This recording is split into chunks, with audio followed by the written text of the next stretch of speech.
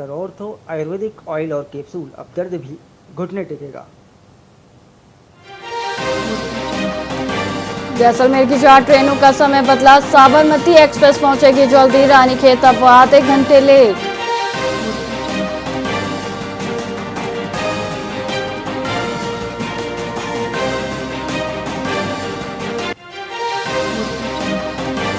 राजस्थान में घर खरीदना हुआ महंगा, जमीनों की आरक्षित दरें 47% तक बढ़ाई, सबसे ज्यादा कीमतें जयपुर की वाटिका योजना में बढ़ी।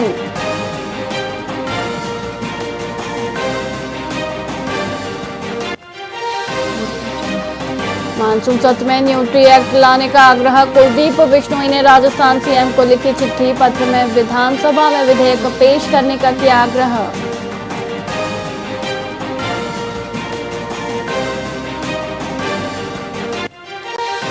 कोटा के भीतरिया कुंड का होगा भव्य जीर्णोद्धार, 300 साल पुराने कुंड का बदलेगा स्वरूप, 23 करोड़ की लागत से होगा कुंड का विकास।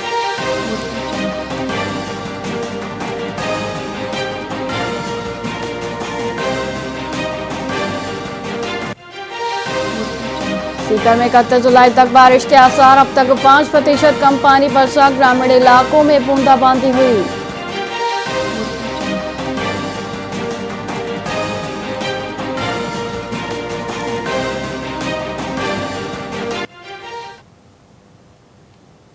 नमस्कार, आप देख रहे हैं वीआईपी न्यूज और मैं हूं आपके साथ वैशाली श्रीवास्तव। आइए रुक करते हैं खबरों की ओर।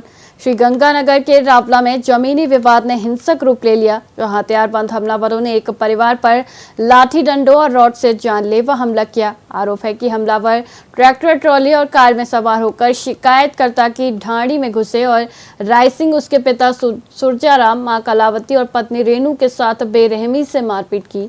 इस दौरान पिता के पैरों में गंभीर चोट आई, पत्नी रेणु के सिर और जबड़े पर हथौड़े से वार किया गया, साथ ही उसके आभूषण भी छीन लिए गए। वीर बचाव करने आए पड़ोसियों को भी निशाना बनाया गया।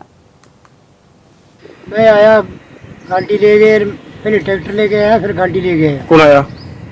मंडी गए, फलकू गए, मैं तो पूरा जानू को नहीं। अच्छा।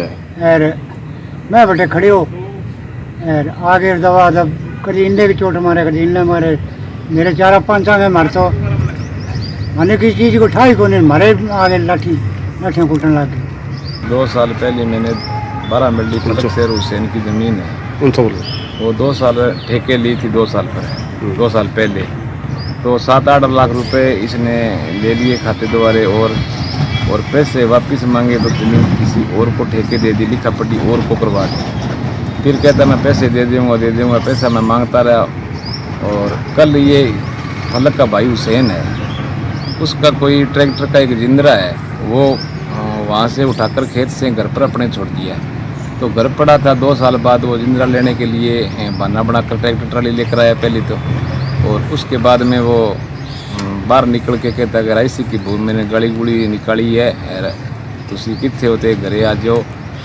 मैं आया, मारवाड़ जंक्शन के मुख्य बाजार में एक विशाल पीपल का पेड़ अचानक गिर गया। पेड़ की चपेट में आने से कई बिजली के तार भी नीचे आ गिरे। यह गनीमत रही कि उस समय विद्युत आपूर्ति बंद थी, अन्यथा एक बड़ा हादसा हो सकता था और जानमाल का भारी नुकसान भी हो सकता था। घटना की सूचना मिलते ही नगर पालिका और उपखंड प्रशासन के अधिकारी मौके पर पहुंचे। फिलहाल पेड़ को हटाने का कार्य युद्धस्तर पर जारी है। गनीमत है कि इस भीषण हादसे में किसी भी व्यक्ति को कोई चोट नहीं आई। हालांकि पेड़ गिरने से आसपास के क्षेत्र में अफरा तफरी मच गई थी।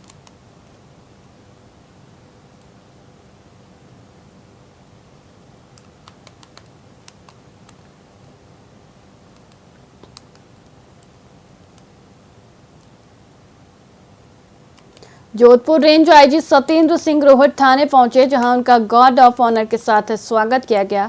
आईजी सिंह ने थाने का औचक निरीक्षण किया। उन्होंने स्वागत कक्ष, मालखाना और क्षेत्र में अपराध से संबंधित विभिन्न व्यवस्थाओं की जानकारी ली। इस दौरान पाना चौधरी ने आईजी सिंह का स्वागत किया। वहीं रोहट व्यापार मंडल अध्यक्ष वीरम गुर्जर के नेतृत्व में कस्बे वासियों ने यातायात पुलिस व्यवस्था को सुचारू बनाने और स्पीड ब्रेकर लगाने की मांग आईजी सिंह से की। यह निरीक्षण कानून व्यवस्था की समीक्षा का हिस्सा था।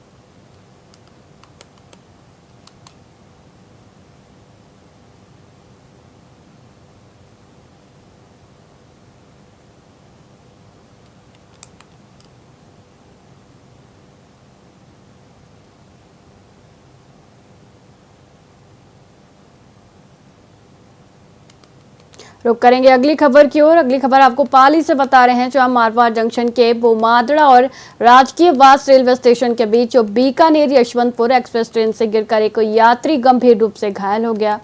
सूचना पर जीआरपी मारवाड़ जंक्शन पुलिस मौके पर पहुंची और घायल को राजकीय अस्पताल लाया गया। हालत गंभीर होने पर उसे पाली रेफर किया गया। पाली के बांगड़ अस्पताल पहुंचते ही घायल भैरा राम की मौत हो गई। पुलिस ने शव को मोर्चरी में रखवाया है और पोस्टमार्टम की तैयारी की जा रही है, तो इसके बाद शव परिजनों को सौंपा जाएगा।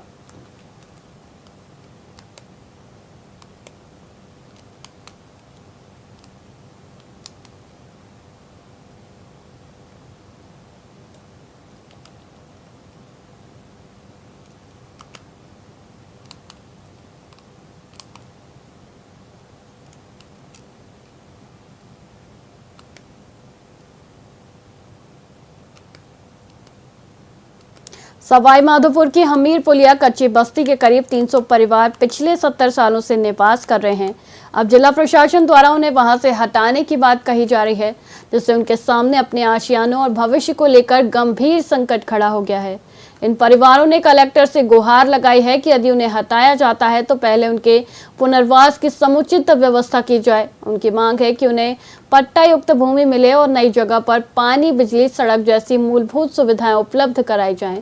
उन्होंने प्रशासन से यह भी कहा कि अतिक्रमण हटाने की कार्रवाई में कोई भेदभाव न हो और आसपास की अन्य बस्तियों पर भी समान रूप से कार्रवाई की जाए। मेरा नाम गोपाल है, आमेर पुलिया कच्ची बस्ती में रहता हूँ। प्रशासन के द्वारा हमको हटाने की जा रही है, तो हम ये कहना चाहते हैं, हम बीच में हैं और इधर भी अर्जन है उधर भी अर्जन, हमको बीच में से क्यों हटाया जा रहा है? फिर भी हम हटने के लिए तैयार है, पर हमको कोई शासन के हिसाब से जमीन खाली दी जाए। कितने साल से हो? 70 साल से है। अभी कहाँ पर आए हो?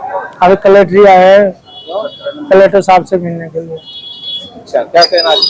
कलेक्टर साहब से यही बात कहनी है, भाई जो हम बीच में रह रहे हैं हमको क्यों हटाया जा रहा है, और जो हरिजन है इधर बगल में भी है उधर रोड पे भी है, उनका शुरुआत क्यों नहीं हुई? बीच वाले कैसे हुई?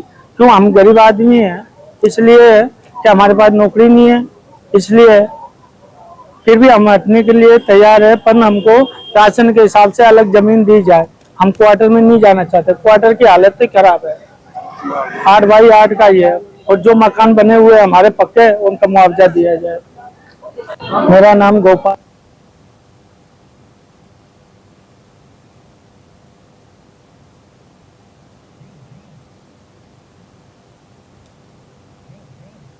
फिलहाल खबरों में इतना ही। मुझे दीजिए इजाजत। देखते रहिए वीआईपी न्यूज। नमस्कार।